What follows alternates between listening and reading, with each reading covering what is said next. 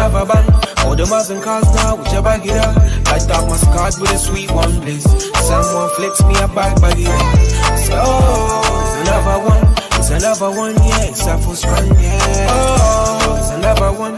It's another one, yeah.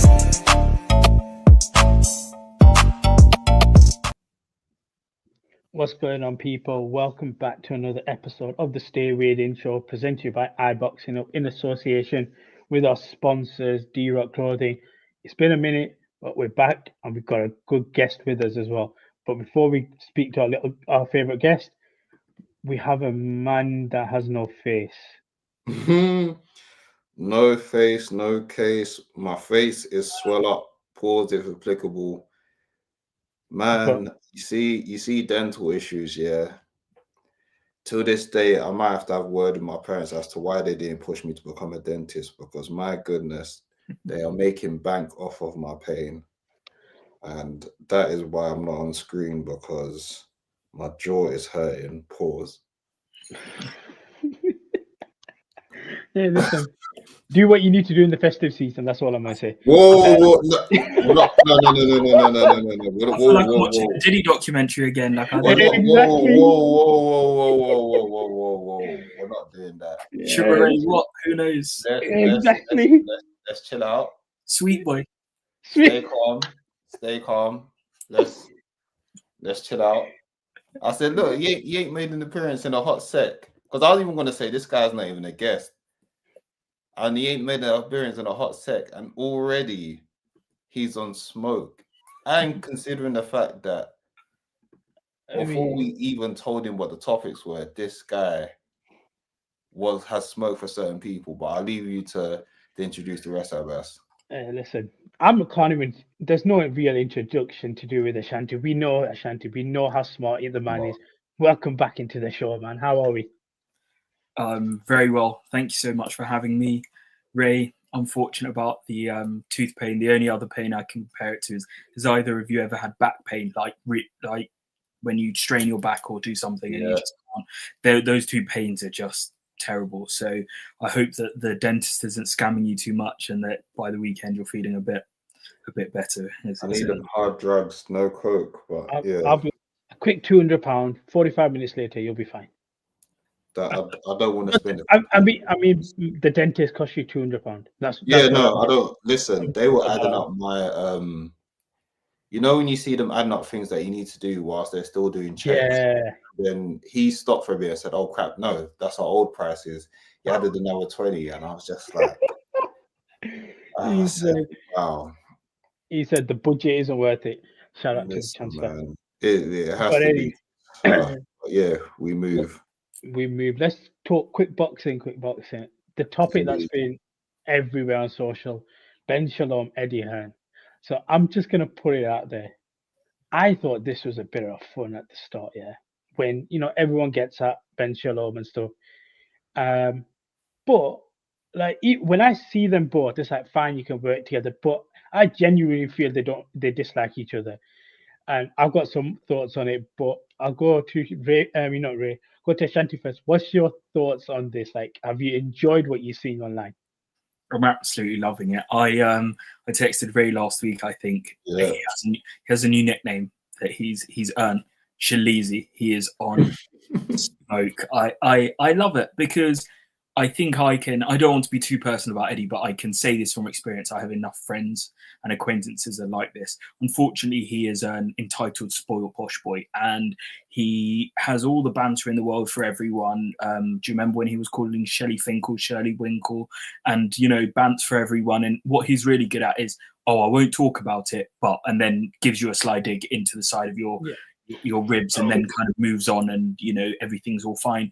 But Ben squarely went straight, between the eyes, looked him in the eye and went for him. And the funny thing is, both of them are right. Ben has screwed up a bit, You think with sponsorships, let's say in 4 years, he probably got about £40 million worth of income. And I don't think he did the best at the end. That's my opinion. But it's not a personal opinion. But some of the things that Eddie and Frank say about Ben is so unnecessary. So I do think it's good that he's standing up to him, and that, again, the fact of the matter is, £1 billion business. They've got a Netflix documentary. He does still work for his dad. But like genuinely, fundamentally, you can't change the facts. Eddie has built Matchroom to be larger than it is, but I personally believe I could help to have built Matchroom if my father allowed me to live in a house that's about £20 million and is the size of a county and having all the money and connections in the world in any sport I chose. It's not to denigrate Eddie. It's just the fact of the matter. Like, his dad is absolutely loaded, and Eddie is a very good salesman, a smart businessman, but let's be honest, he had the biggest of all legs up. No, you can have this. This is why, like, I'll be honest with you. I love Eddie. I'm sorry. I've got nothing against Ben, but I'll be honest with you. He's so boring. He is very boring. But this is what I will say. You know, like how you said he had the leg up. So what? At the end of the What did you think I said that was negative? It's not so. No. I'm saying about just with Ben saying it that you work for your dad. So no, what? You have to acknowledge. I have enough friends whose parents are very well off, and some of them do work for their parents. Actually, I'll tell a quick story. One of the reasons I know I'm biased towards Ben Shalom is I have a very good friend who's in Ben Shalom's orbit. He was at the fight with Ben. Like, I'm not saying they're good friends, but they're around each other, so I know I have bias there. But you have to acknowledge that someone who has built something of their own, whether you think it's of value or not, it's more valuable than someone who's made something that's already. Do you think Donald Trump is a better business person than someone who built £1 billion business off their own back, or someone who was given £500 million and then made it into £1 billion? What do you think's easier? I hear it, but this is my whole thing, right? And we'll get right. Like, if I could be successful, like media wise, then it's like, oh, my kid wants to do it. Great, you've got the opportunity. Go do something with it, and then you could flop. The fact that at the end of the day, yes, you have a leg up. So what? I don't think there's ever been a point where Eddie's turned around and said, I don't work for Eddie. He's always acknowledged that his dad runs everything and I'm below him, but I've still got it. I'll give it. You watch wrestling as well, right? Like, we've got second, third generation superstars. Randy Orton, your dad was Cowboy Bob. You did your thing. Cody Rhodes. Yeah, Goldust, Cody Rhodes. We just the one Rock. That flopped, The Rock, all that. But at the end of the day, you're still your own entity. No matter what your leg up is, if you can't succeed by yourself at one point or another, you will flop. Like Ted DiBiase, his son right now stinks. He's in jail or is in court for some. That is hilarious. So for some fraud case, $1 million man. Yeah, and his son's in court or something for fraud. Like, at the end of the day, I can like give real you all the not like kayfabe, like not like real. No, that's real life. That's real. So I can give you everything, but at the end of the day, eventually there's got to be a point where you've got to stand on your own 2 feet and do it.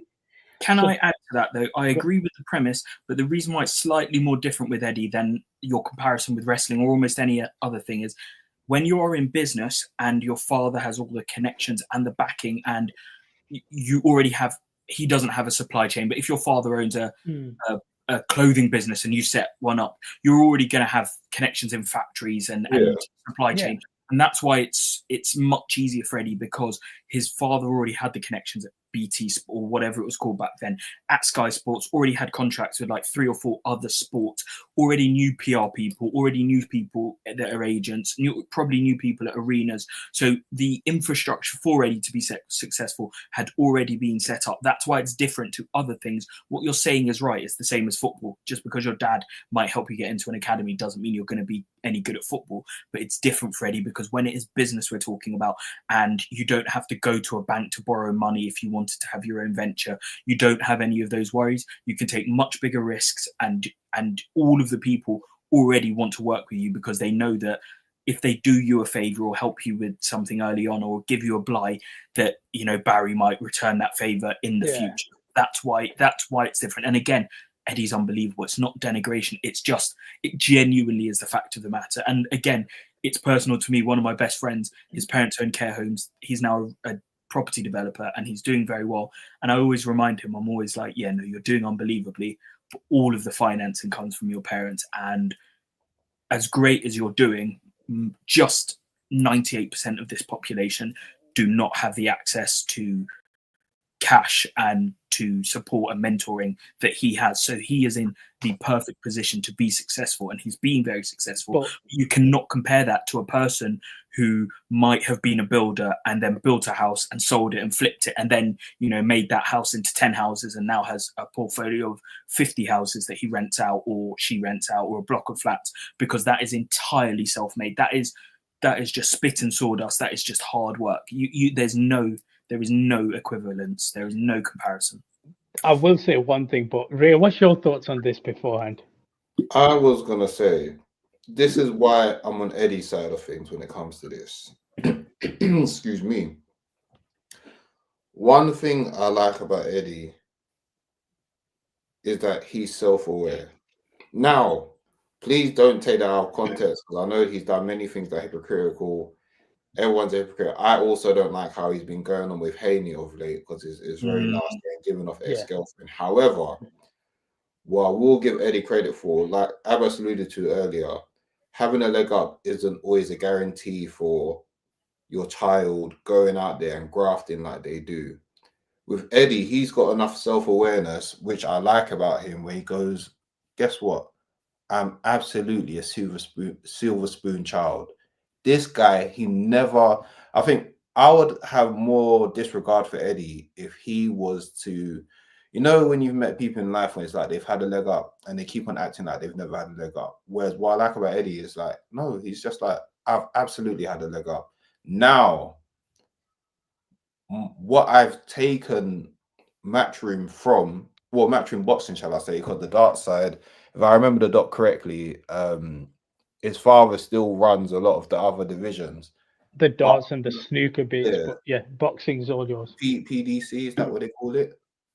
Yeah. And the other, but what I will say about Eddie is he's self-aware to be like, listen, I absolutely got a silver spoon in life. And yes, Eddie is the type of child you would want. If you've built something up, you've worked hard, and to know that my child's not going to squander it, that is Eddie. And the fact that his response to Benn going at him saying, oh, you're daddy's boy and you're working for daddy's company, and Eddie was just like, yeah, absolutely. He's put in work and I'm building on top of it. So for me, I can't be upset with someone that's self-aware to know that I'm not going to act like I'm not going to do the whole begging for like, oh yeah, no, it's me, I'm self-made and da-da-da-da-da. Eddie's got enough self-awareness to know he's not self-made in regards to that, but he uses his passion and his salesmanship to grow what his dad's already built. And for me, I can't be mad at that. And it's more funnier that Ben's got more of a backbone now than he needed when he was at Sky Sports to use that vehicle. But you know what? Sometimes in life, you need to go through the bad to get your villain arc. And I think that's where Ben is right now. He needed to, you know, that atypical movie scenario where you've got the one that's like was pushed over in high school, and then he got pushed over one too many times, and then he gets to college/uni, and then now he's growing as his own person.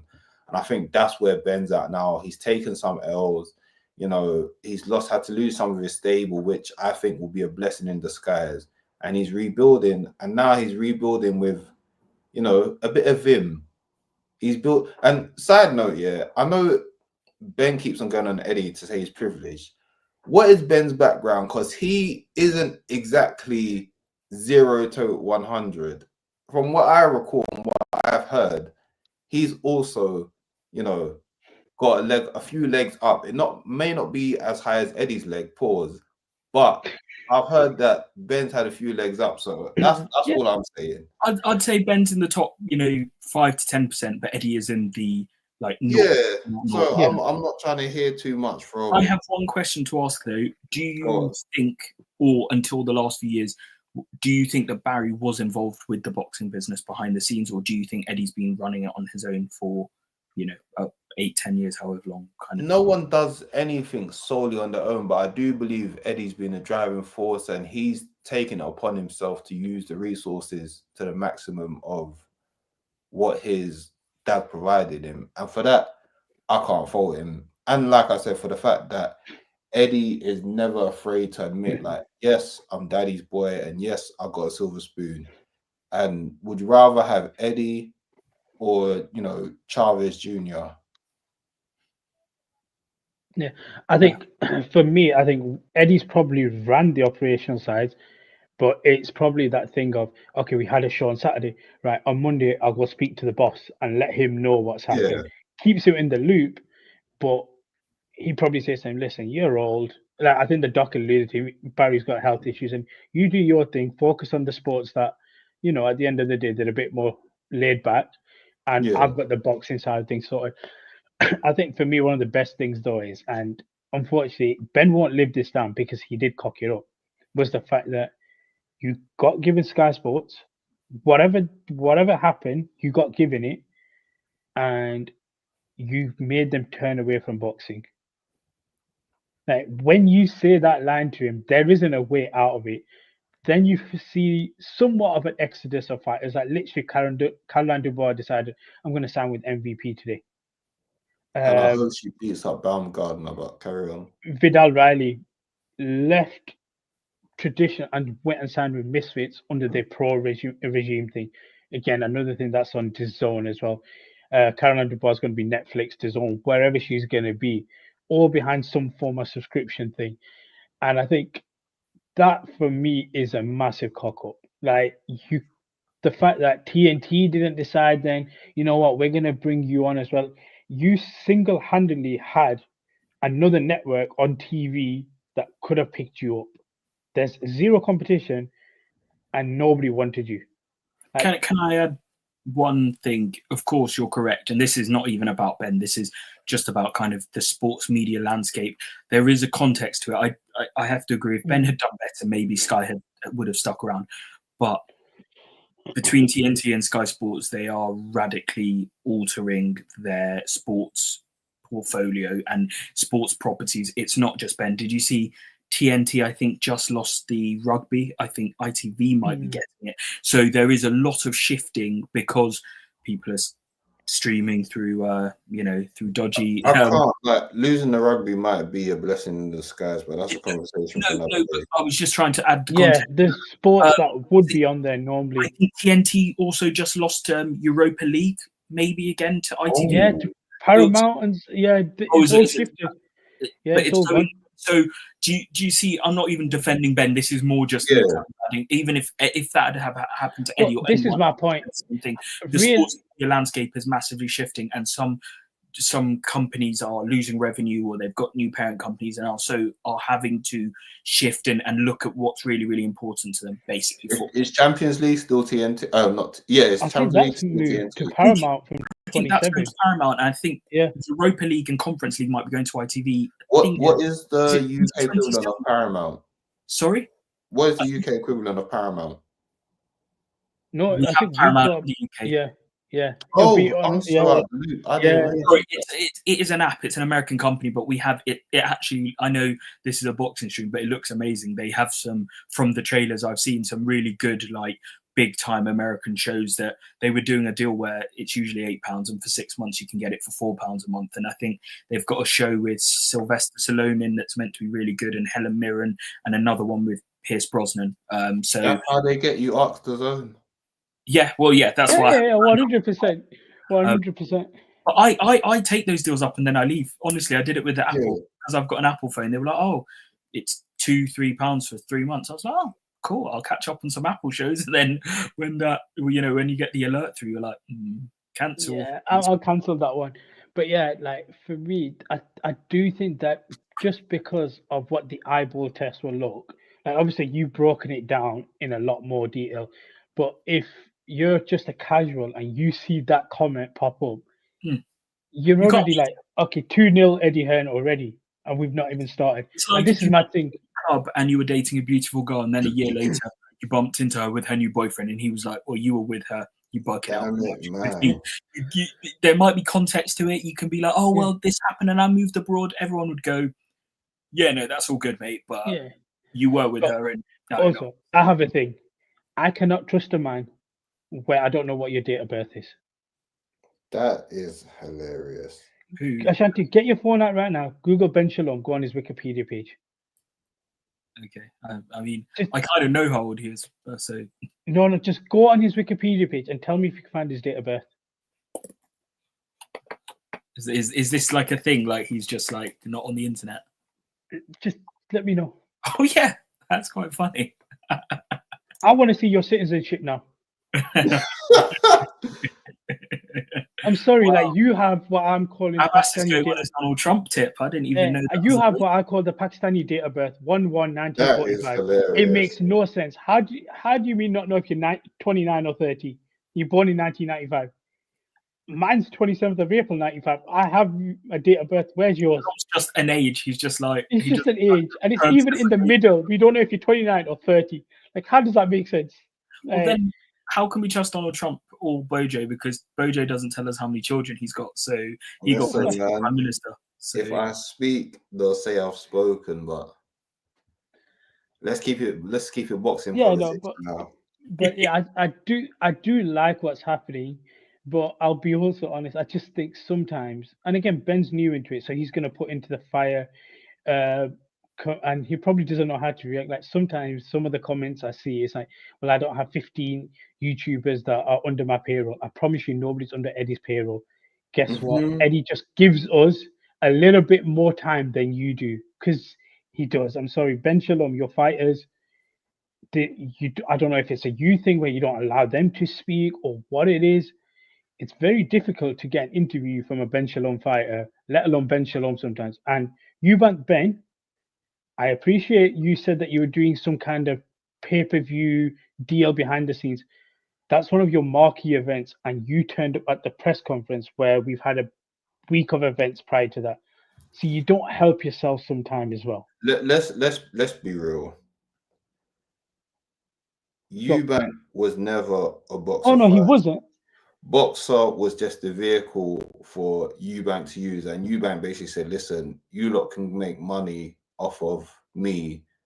Let me take the driving wheel, and just give me the structure that I need to."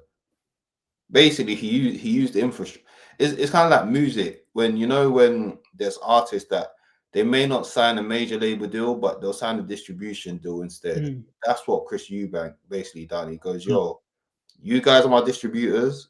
I'm not going to be signed to you long term, but there's some money in it for you if you give me." And he gave them an email address. I've done it in work before, and it really works. Essentially, I think Eubank gave him a flat fee a year, or Boxer, whatever it was, not a huge amount, nowhere near what a manager or promoter would usually make from a fight, but it's a great way for Ben to be involved in big fights, because let's be honest, both Eubank Ben fights were huge fights, so he can say, I'm involved in that.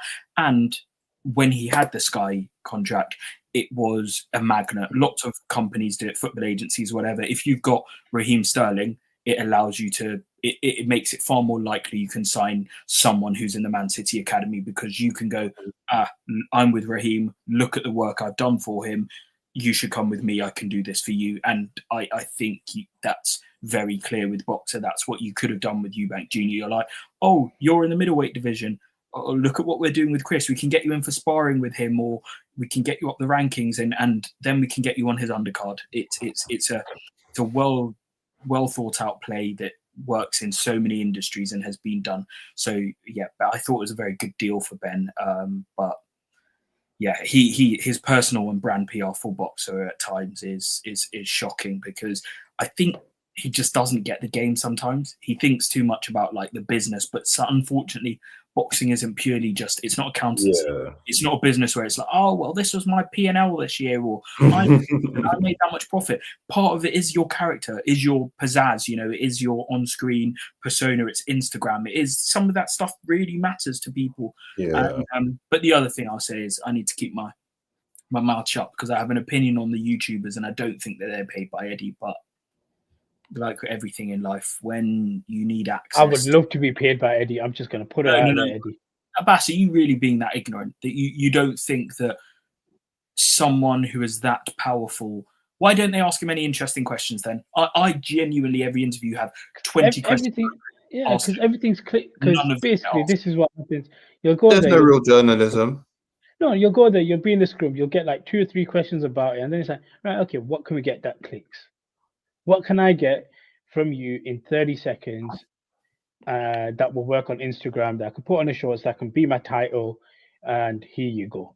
What about This is what it is. 45-minute interviews he does where nothing of any interest is asked? Why don't they ask him about why he's thinking about signing Jarrell Miller, even though he did about 6 years ago, did a 15-minute interview on how disgusting Jarrell Miller is and he should never be allowed in boxing again? Why is that question not asked? There's no real journalism. I'll be honest with you. No, if I got the I'll opportunity, I'd ask you. Let me answer that quickly. Go. People fake care. It's the same way. I genuinely do care. I genuinely. No. But you're not the majority, and it's the same way. Abbas will attest to this. I say in the group chat all the time. The wider public will complain about all the Jake Paul fights and all of this stuff, but if you guys really cared about boxing, which they don't, they just like to complain. If you really cared about boxing, when Bivol and Beterbiev both had the epic 2-fight series, where's the fanfare for that? Because for me, that's two of the absolute best, not only in their weight classes, but in boxing. And the wider public didn't care. They didn't. And then these are the same people that will then tune in to the fast that was Mike Tyson and Jake Paul. Let me tell you something. I didn't even watch the highlights, because I mean what I say. I didn't even watch the highlights of that. I said, I'm not going to speak on that. I'm not going to talk on it. I'm not going to watch it because I actually don't want to give it energy. But the wider public, as much as they might say, oh my gosh, this is such a fast, guess what they'll watch when it comes on? They'll watch that nonsense, because if Jake Paul and his opponents are still getting paid, somebody's tuning in, meaning the wider public that keep on acting like they don't want that are lying. Secondly, the same way they lie about tuning into nonsense boxing, it's the same way they go online, they'll criticize all these channels saying, oh, none of you guys do real journalism, You don't care, because if that was the case, you would show that you care through your viewership and not all that clickbait titles and all the nonsense interviews that they do. You would stop watching it, but they don't. And unfortunately, the more educated people in boxing have to suffer because the wider public pay, whether it's through paying attention or paying money, they will put money into people that give us nonsense rather than the people that give us the truth. So that's just where we are with it. And I'm at this point, I'm desensitized to caring as much, because I know that unfortunately, when it comes to a lot of grovel in boxing, there's going to be an audience that entertains it. So the people that make money of it won't change if they don't need to. And I'm sure, and Eddie probably knows this as well. Of course he does. He's very... Ray, can I ask 2 quick points, because I couldn't agree anymore? The first one is, I will put my hands up. I didn't watch the Jake Paul Tyson fight, but I know I watched some of the undercard, because genuinely he does put some good on it. I won't watch the AJ fight because it's a fight, but Caroline Dubois, as we mentioned, is going to be on the undercard. You guys know how much of a fan I am. Alicia Baumgardner is going to be fighting on the undercard, so I will watch those fights, because I watched the Serrano. Was there a fight where it's Serrano, Katie Taylor, and Jake? Yes. I watched that fight live because it's Amanda Serrano, Katie Taylor. I know it gives me the eyeballs and it means I'm a hypocrite, but I want to support the fight. I mean, it's different if you... It's give and take, that one. But yeah, so go on. Jake Paul, genuinely, I'll give him it. The rest of it's a joke. He puts on genuinely good. Ellie Scotney was meant to be on this December card as well, but I think she got injured. So, I've been a long-term fan. He's found his niche. He's smart with what he does now. Not to watch it. And I'll give him it. It's basically practically in this new world free-to-air. It's on Netflix. I don't know what the percentage is, but so many people have Netflix in this country. So if you have a Netflix account, or your friend does, you can go, you know what I mean? It's not an extra charge, it's no pay-per-view. And the second thing I was going to say, Abbas, this isn't about you, but Eddie Hearn controls through access. So if you stick it on him and ask him a tough question, you're going to get less access. That's just, in my opinion, that's just what it is.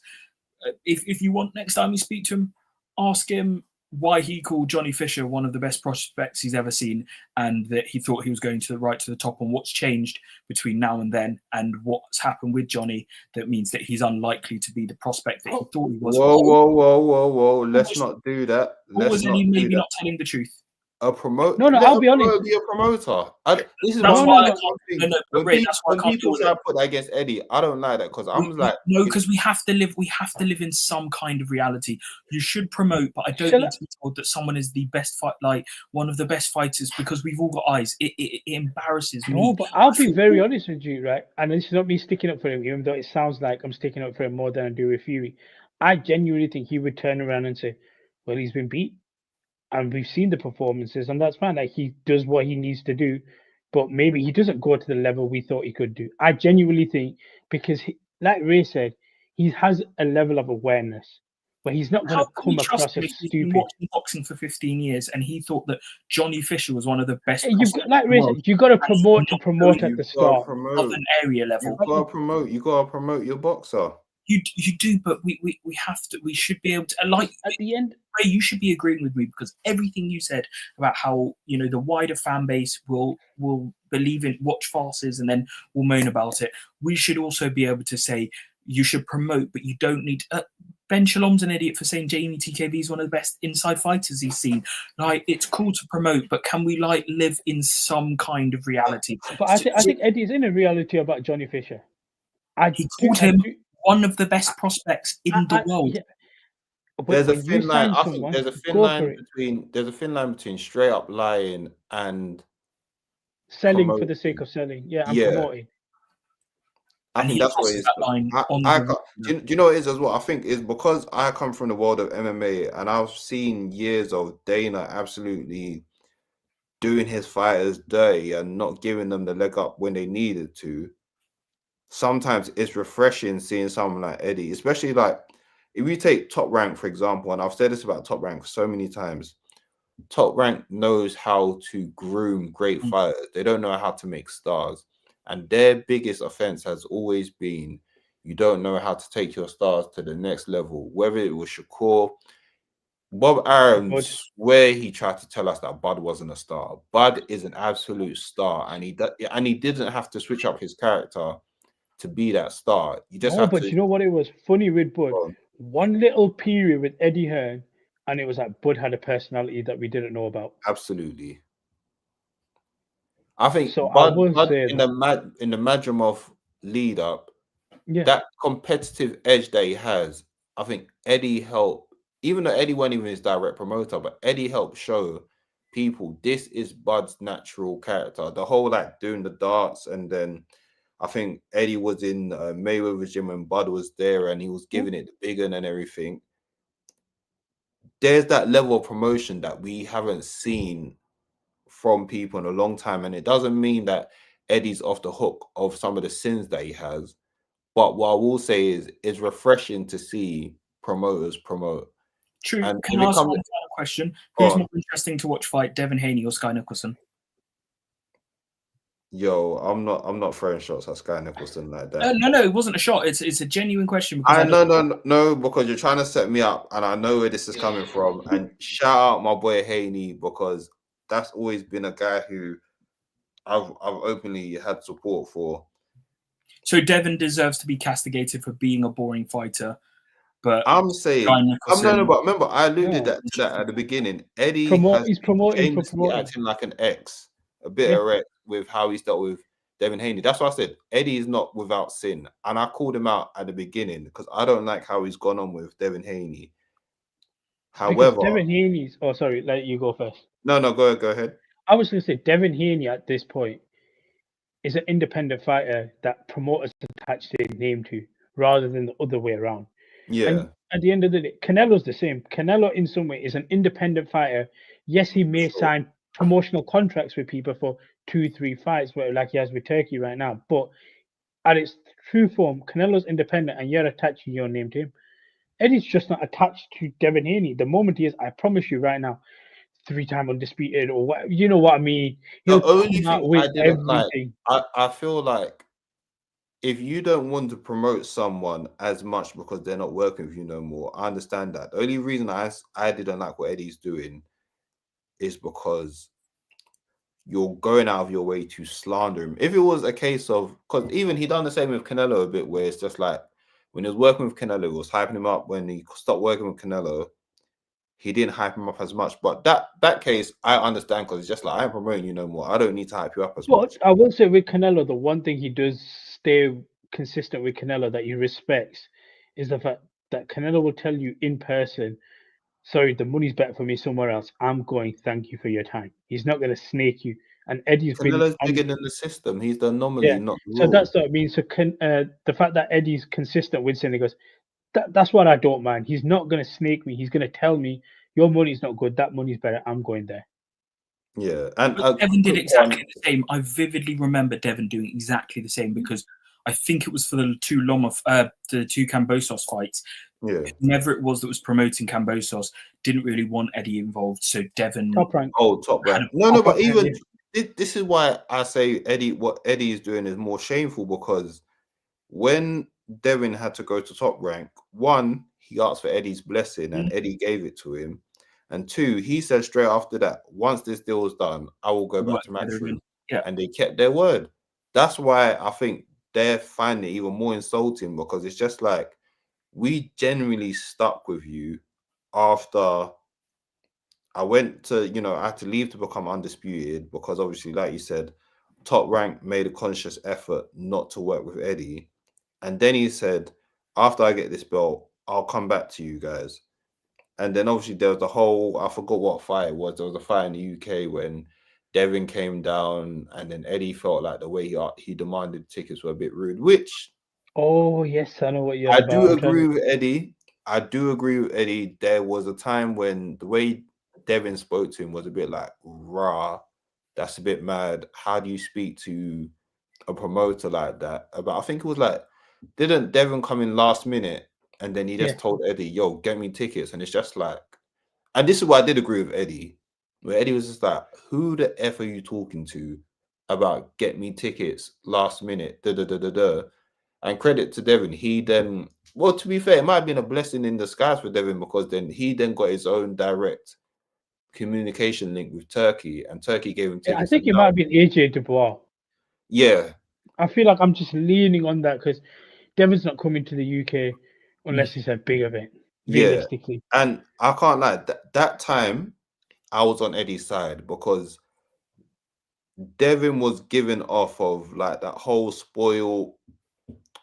I think it's more of a thing in American culture where they act like they get away with acting like dicks to people because they're big. And I think Eddie had to give him the reminder of like, yo, I'm not a small boy in this. Like, yes, I'm a promoter. Yes, like I get it, but I'm not a small boy for you to be speaking to me like that. And it's kind of like, it goes back to the whole Ben Shalom versus Eddie thing.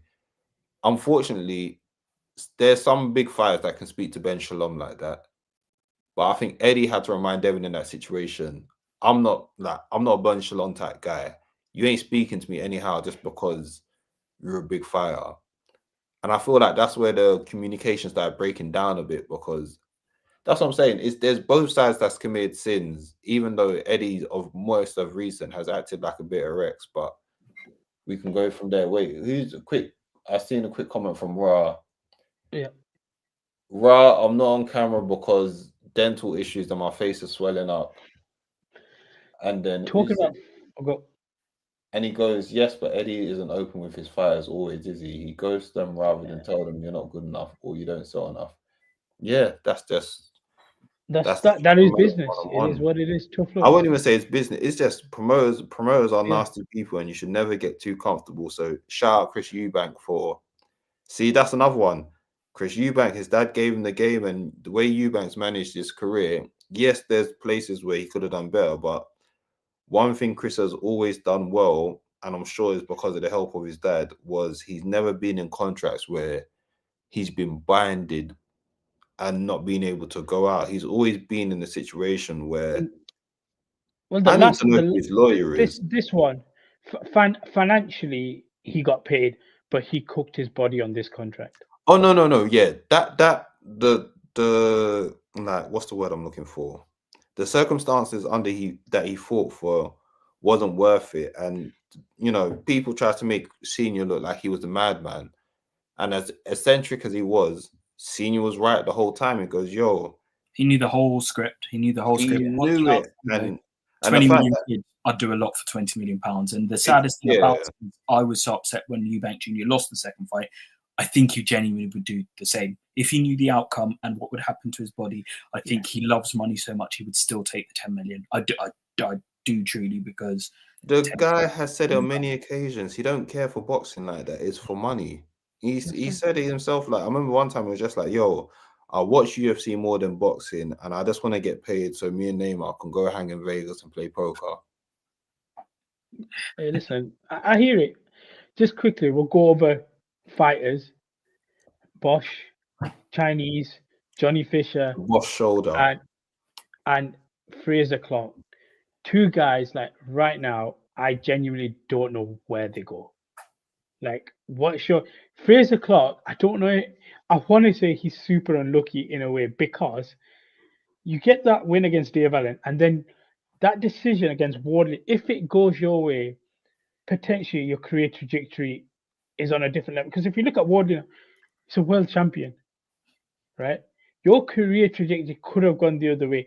Then you go get knocked out in a way that was brutal. Like, everyone just remembers how your face just went, and you can't really come back from it no matter what they're trying. You get the win in between. You lost to Jamie TKV as well.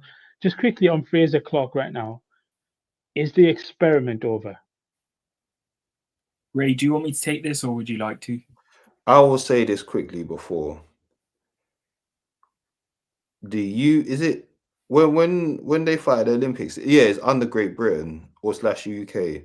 GB. Yeah. Team GB Olympic boxing is in the mud right now. They have not produced the goods since. This is gonna sound harsh, since AJ, because Lawrence Okoli and Boatsy, well, more and Boatsy didn't live up to what was predicted of him. But to be fair, no one saw Better Biev and Bivol in the background coming to do what they did. But still, Boatsy is still a big what if. Yeah. And Okoli, even though he got world championship, it wasn't the greatest of runs. And then after that, the 2020 Olympics, you had you got Whitaker for now. Yeah, Whitaker, but even that one is still an experiment. And Yafai, who actually got the gold, who, you know, he took a battering in his last fight. Obviously, the guy was on PEDs, and we don't know if he'll be the same. But even then, the spark for boxing wasn't really there with him. So he's also too old to be a star. He'll probably be a world champion. He'll have a couple of good fights, you know, in the next 2 or 3 years. But I think I'm right. Who's that? Sorry, you're saying Yafai? Yeah, I think I'm right in saying he's 31. Yeah, he got in.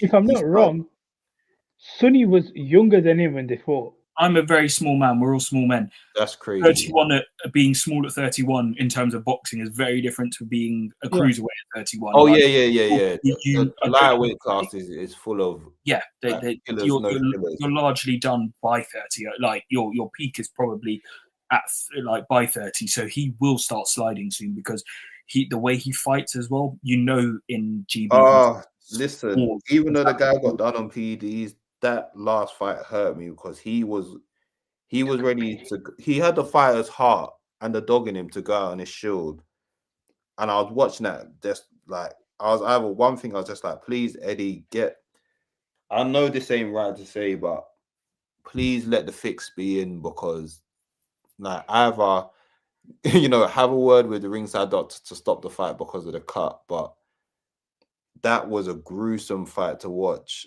and it was just like, it really done damage to him. I say all of that to say this, to summarize: GB boxing is not in a good space, and it hasn't been in a good space for a long time. And call this glaze and whatever, this once again reiterates why AJ was the gift that kept on giving, and people should give him his credit, because boy, this game is in the mud without AJ, in this country anyway. I mean, he's back soon. Jake Paul, but that's let's listen. He's in his twilight of his career. Let him get paid and leave. We already know the fight he really wants. So hopefully, when Fury wants to stop faking being retired, but we might return in 2026 because the king needs to come back to his throne. But that's beside the point. He's fake retired, because if he was really retired, he been out for a year. Is Usyk coming back to his throne? Is that who he meant? Does he know something that we don't, that Usyk's coming back for his throne? Because all I'm saying is there's one man with one very powerful fist, that is going to knock out Usyk. Deontay Wilder. I promise you, Wilder, if that happens, let's stop. I promise you, if that happens, I will not. The same way I didn't let certain people sleep over certain things that happened as well. When Chelsea beat Man United 4-3, I didn't let my friends sleep for 48 hours straight. I rang them on the hour. I promise you. Let me tell you about that one. I will do the same for everyone on that. I always give Wilder credit because there is a sane amount of belief that you must have to know that you are not that technically gifted, but you've got so much faith in that one tool that it got you as far as it did for Wilder. Fair enough. That one tool is now washed, and even he doesn't believe in his tools as much as he used but we're going to cash out as well, because why the fuck not? Oh, no. If you want to say cash out, but let's not act like Wilder's going to do something to Usyk. He won't. I'm not even going to comment on that. We're going to carry on. Ring walk, but to bring it back to Fraser Clark, I disagree with you. I think Fraser still can have a good career, maybe on the BBC in the next couple of years. I think he can have some entertaining fights. I think if he can, he should try and fight Dave Allen again. I don't think Dave would want it, but he should do that. Dave Allen will bang him. Yeah. I don't think so. I think he can still be a British champion. Dave Allen will absolutely bang him. No, I'm so sorry. Dave Allen's going to bang him. No, I think... if this ever happens and you lose this particular fight, can we say that you can call it quits? Oh, absolutely. Oh, that is a horrible CTE fest that I do not want to see. Yeah, I wouldn't watch that, because that would be wrong to watch, because Jojo shouldn't have a license anymore, and it'd be like watching two children, like toddlers, crawling for 100 meters. It'd take far too long. Those punches come in from, they'll be winged in from Lambeth. It would be absolutely dreadful. Seeing Joe Joyce literally malfunction in the Chisora fight is when I knew, please. Do you know what's funny? That win that Chisora had rejuvenated his career. We're still waiting for Fight 50. We don't know when that's happening. Whatever. Guys were talking about Fraser Clark and how he should. Well, I was at that fight, I think, with AB. It was one of the best fights I've ever watched live. I mean that, with the Fabio one. It was awesome. And I think I had Fraser by a round, maybe 2 points. I thought he deserved to win. But, fine, the draw was fine. And, that sliding doors moment of where his career would have gone. Joe Joyce beat Dubois during COVID, maybe 4 or 5 years ago, and now has lost to all of these fighters. And Daniel Dubois was a world champion and knocked out AJ in front of the world. I mean, I know Uncle Frank done Joe Joyce dirty, and we was all really dirty. He beat Daniel. He was gutted. They should have pushed him to the moon during that small period, and they chose not to because his face didn't fit and he didn't sell very well. They put the eggs in the Dubois basket, and they let. I mean, it paid off. It paid off eventually with Dubois. It paid off with. My only thing was with Joyce. You didn't have to spite him to push Dubois. After Joyce beat Dubois, it should have been like, cool. Let's put Dubois back on the recovery road, but let's push Joyce to get the good squeeze out of him before his time is up. And I just felt with Joyce, they moved slow with him when they didn't need to. I know this is going to sound mad, but I think as promoters, maybe I'm looking at it from a different lens, but it's very hard to get two fighters in the same division, from the same nationality as well, to push them in the same path. You eventually no, but eventually there's a point where you realize, okay, you know what? Fighter A, who's probably winning fights or has beaten Fighter B, but Fighter B just has more value for me. And eventually you've got to make that decision. like I said this before, right? And I'm glad it hasn't turned out this way. But had Jack Catterall lost the fight against it was Esserman, wasn't it? Yeah. Had he lost that fight, I promise you now, he's chopping block for Eddie Hearn at Matchroom. God, And yeah. it's like, wait, okay, right. Do you know what we're gonna do? We can't get that WBC fight. Let's run Conor Benn and Jack Catterall now, or we can find another guy to put Jack Catterall against. Are you? This I'm not trying to be funny. Jack Catterall is unless you do you know how many odds you have to, do you know how many odds you have to stack in Conor Benn's favor? Jack Catterall will spin Conor And you Benn. think they wouldn't think about doing that if the opportunity was there? They couldn't. I'm not joking. Maybe a couple of early rounds just with tempo and aggression. Jack Catterall would stand him on. It would be 10 rounds to 2. He would. He would. But my whole point being is that there would be an idea going forward that, okay, Jack Catterall, because he's lost here and he's lost there, there's a lack of value. And I genuinely, I get it.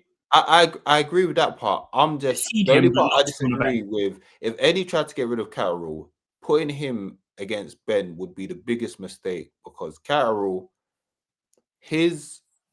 what's the word I'm looking for? His kind of boxing skill, his rhythm, it would be a nightmare. He's spinning Conor Benn. Not even that. His defeats and his slumps have been at the highest level. It hasn't been to bums. It just hasn't been, the bigger names. But he's only lost to like good people. So that's what I'm saying. Is like that is very low risk. No, sorry, high risk, low reward to put Benn against Catterall. And this is why I even said before, when I was just like, Catterall needs to not go for Devin Haney, which I think is crazy. Get that who's the fight that I was thinking? Who's the one that's on Matchroom and he's from Northern Ireland? Crocker. If Catterall is smart, you absolutely push for that Crocker fight. That's the one they're going for. Like they're openly. Yeah. I watched it. I was going to touch on the Monaco card at the weekend, and the you know what you were saying that's quite funny about how Abbas was saying it's hard to promote two people in the same division from the same country. Yeah. Sam Jones has got that problem because Conor Walker fought Lewis Crocker and apparently deserved the win, and it was a very, very close fight that Crocker just won, I think only last year. Yeah. And obviously, even before the fight, Sam Jones is trying to get the fight for Jack Catterall against Lewis Crocker. So now the decision comes, who is he really going to push? Because he has to choose one of them. Wait, what belt has Haney got again? At welterweight, what belt was that he won? Rowley's got what ones? Rowley's got the WBA. It's either WBO or WBA, isn't it? I think it must be the WBC, maybe. No, WBC is Barrios. WBC. Oh no, Barrios got the WB. Oh yeah, he must do because he's basically the easy meat to have right now. WBC. Either way, I'll be honest, there's no. I think Lewis Crocker's kind of easy as well. If Catterall's because team he's loves got the green strap, it holds more value, doesn't it? If Catterall's team loves him, you absolutely push for that Crocker fight. You do not go. I get it, because this is one thing I give Catterall. He is like a proper working man's fighter, where he'll go for the best, and sometimes that works against certain fighters. And I get it. You want to get a belt that you see as the most esteemed, and etc., etc. And no disrespect to Crocker, because I like Crocker and I was rooting for Crocker in his last fight. Take the Crocker fight. And then if you want to face Haney to unify, guess what? More money and better, better earnings for you. Especially the fact that I like seeing Catterall under Boots's sorry, not Boots. What's his dad called? Is dad named Boots as well? Yeah, Bozy, sorry, yeah.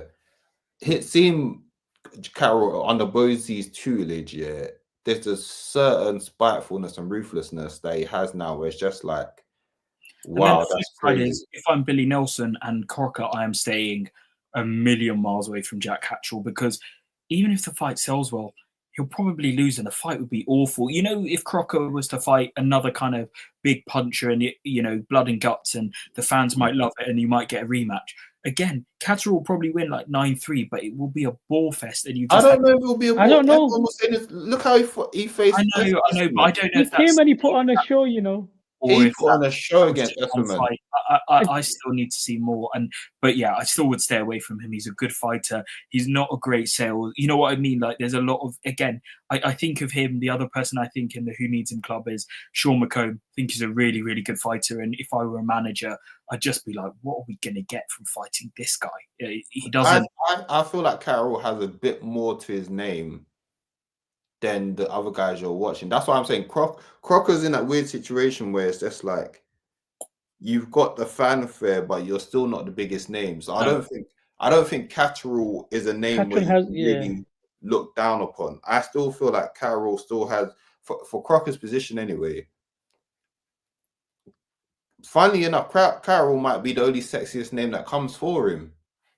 Yeah, I completely agree. I was merely trying to bring the balance that if I were in there, the Crocker. Oh, yeah, for sure. Manager, what I'd be pushing Eddie for is, let me go back to Ireland, Windsor Park, wherever, top 15 guy, hot, not a great fighter, win that one, and then I'm trying to unify, and hopefully I'm making maybe the problem is America, and then I can, whatever happens. If I lose, I'm still probably... If I'm Jack Catterall, though, I know we're so diverting, but it's cool. If I'm Jack Catterall, I am not doing what I did at 140, just constantly having fights not for the sake of having fights, but taking a road that is way longer than it needs to be, because you can slip up, and if he slips up again, guess what? It becomes a lot harder, considering 3 out of the 4 belts are in the US.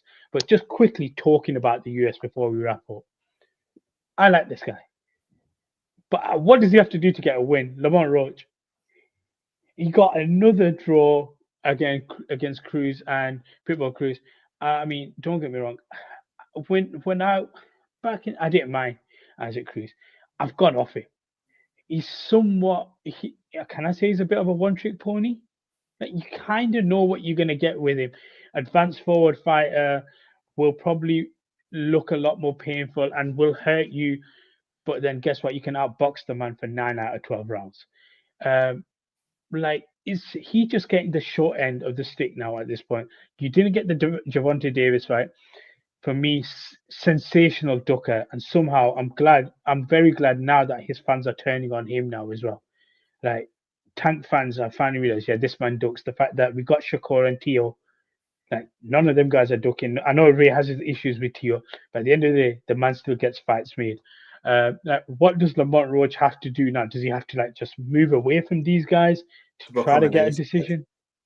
That's all it is. He's not an A-side, and if Lamont Roach is smart, now is the best time. I think for 140 he's small, 130 he's big, 135 it might be the weight class for him just to get a belt. I think that's what it is. He needs more leverage. He hasn't got enough. He's got enough leverage now that his name is recognized. But I think get a belt. Let me do my Googles real quick at who's the lightweight champions, because obviously you've got Shakur, but he's busy with Tio right now. You've got Abdullah Mason. You beat him. That is a hard fight. So wait, lightweight boxing champs. Let me just see who the other 2 135 champs are right now. Raymond Muratala, but he's going to be facing Andy Cruz next, if I recall. He's going to lose to Andy Cruz. Oh, and then Gervonta Davis. I forgot he's WBA champion. Yeah. Oh, so Lamont better go and fight. Here's the thing. You think Tank is fighting? Tank is never giving you that fight because he knows he's losing. I just don't know when Tank can fight again. He's got so many issues upcoming. I don't know when he gets back into the ring. Here's the issue. It depends on, and I doubt WBA will. The WBA might strip Tank or make him champion in recess maybe until he gets his stuff sorted out. Then I'd say Lamont should go for that belt. But here's the thing with taking that Tank fight. On the card, unless you finish Tank, on the cards is always going to be in Tank's favor.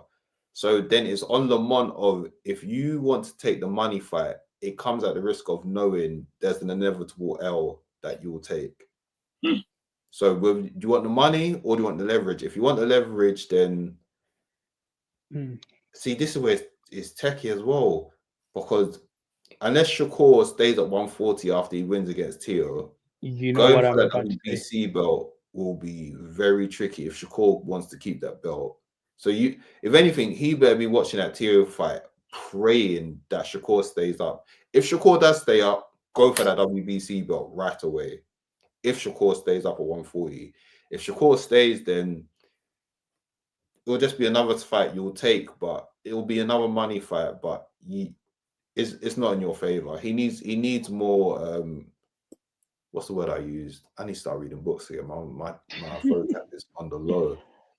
He needs more leverage right now. Yeah, he needs a bit more cachet in the book. Leverage is his real issue. Yeah, he's a chap who needs a belt. I know it's the same equivalence, but I would say the same about Jack Catterall. If Jack Catterall had, you know, got the victory against Josh Taylor, his career is completely different. Those kind of guys, I know they're different type of fighters, but, you know, guys with decent names but that aren't the stars in their division, they need a belt, and when they don't have one, everyone's a bit like, why would I Wait, quick one, Trey. When you say ultimately Roach did not do enough to dethrone the champion, who are you speaking of?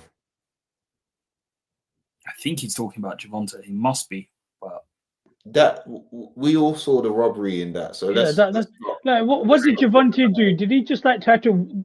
There was a towel or something as well, and they were like, no, he said there was something in his eye, so he took a knee. It was the edges. Yeah. It was the kind of what he rubbed onto his edges, and he said it got into his eye. To be fair, WNBA star Angel Reese, ironically, there was a tweet that she sent out before the fight saying, I guess it's more of a woman thing to recognize it. She claimed before the fight, yo, whoever greased his hair, that grease is going to go into his eye. I don't know how she could tell, but maybe because they use products more. So she called it before the fight, saying that grease is going to go into his hair. However, I know this is where the confusion comes in, because I believe in the amateur ruling, you can take a knee without getting punched, and then that counts as the ref being able to assist you with whatever. Whereas in the pro rankings, if you do that should account. Yeah. So I think that's where the confusion came in as to why Tank did that. And especially the timing of it, obviously he received a punch. The punch wasn't nothing, you know, hurtful, but he still took a punch and took a knee. Is where it is. It's a point if it's not Tank, I can tell you that. Yeah, exactly that. So but the ref knows he's in, you know, he's there for Tank, everyone's there for Tank, and he doesn't want to be and you the can't lose your main star. Trey's clarified and said that he was talking about Pitbull. Pitbull wasn't a champion, but I agree though. I thought Pitbull nicked it. So I was again fine with the draw. I feel sorry for them both because you get that feeling of, you know, but neither careers really progressed because you're still in the same position. But I just saw it as a nice payday because what the rumor I heard was basically not WBC, PBC is not Roach's main promoter. They just collabed with him, and then they felt bad because obviously the Tank fight fell through, and it was goodwill on the PBC to be like, okay, we should have given you the Tank rematch.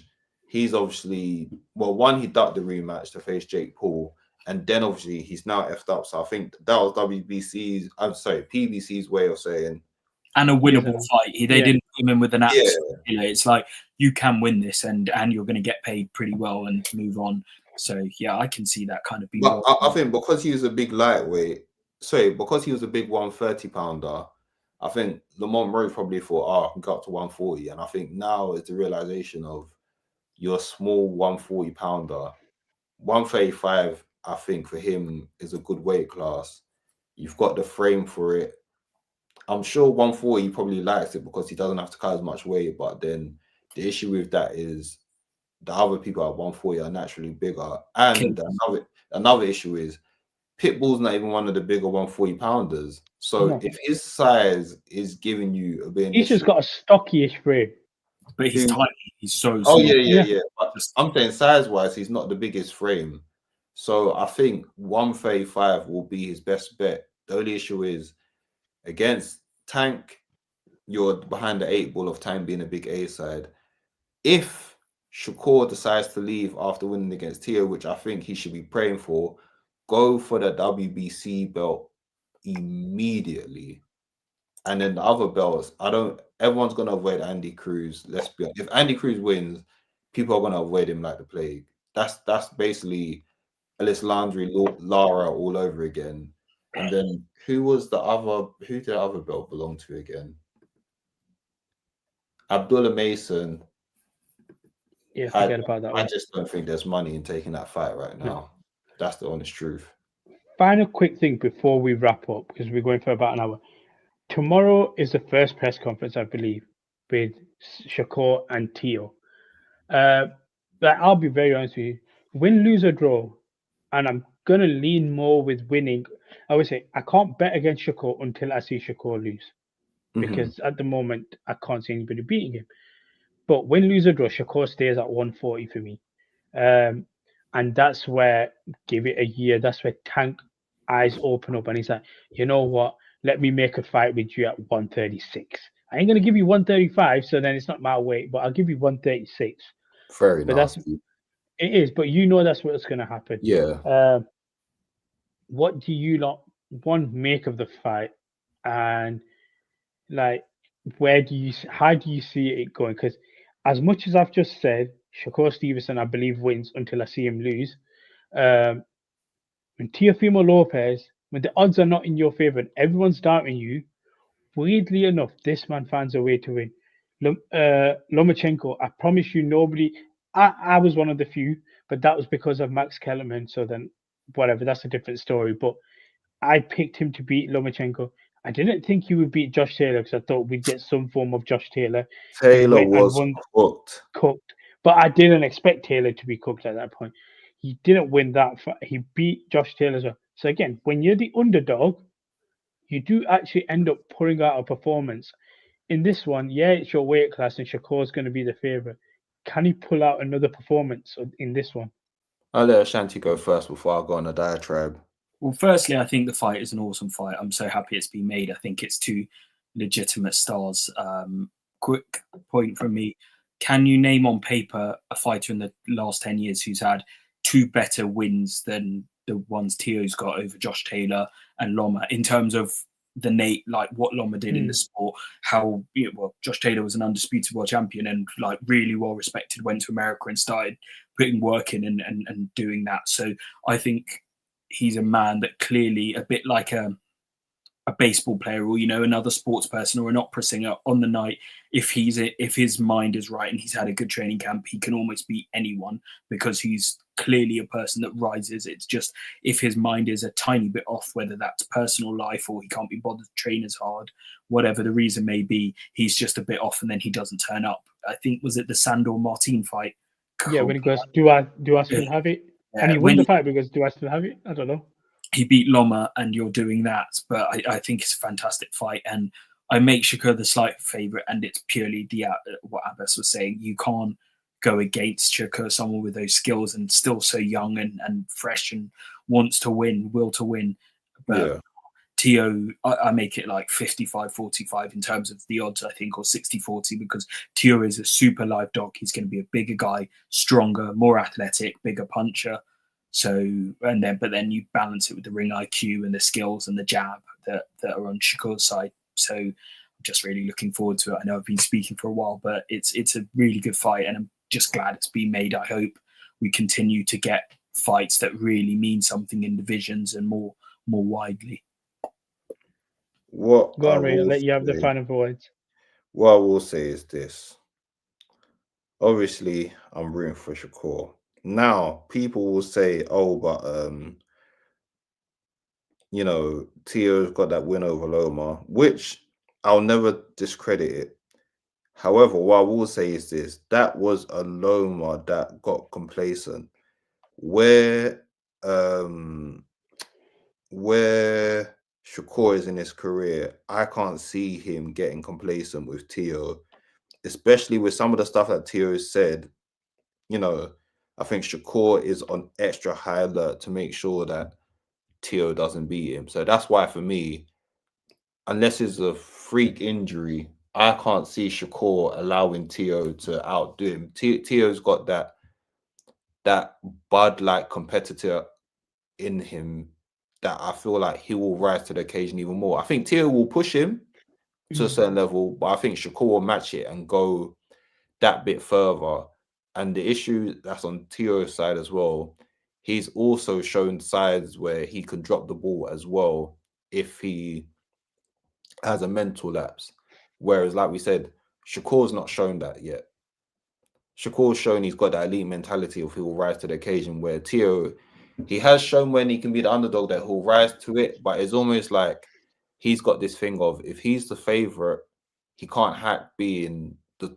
It's a weird one. There's some fighters that like that. They can't hack being the top guy. They like being the underdog, but there's always that thing of getting the belt is one thing, keeping it is another. And Tio in his last few fights, when he has been the favorite, he's not looked that great. So I think even though he'll be up for this fight, I still feel like there's parts of it, the mental game, where I think Shakur will have the better of him.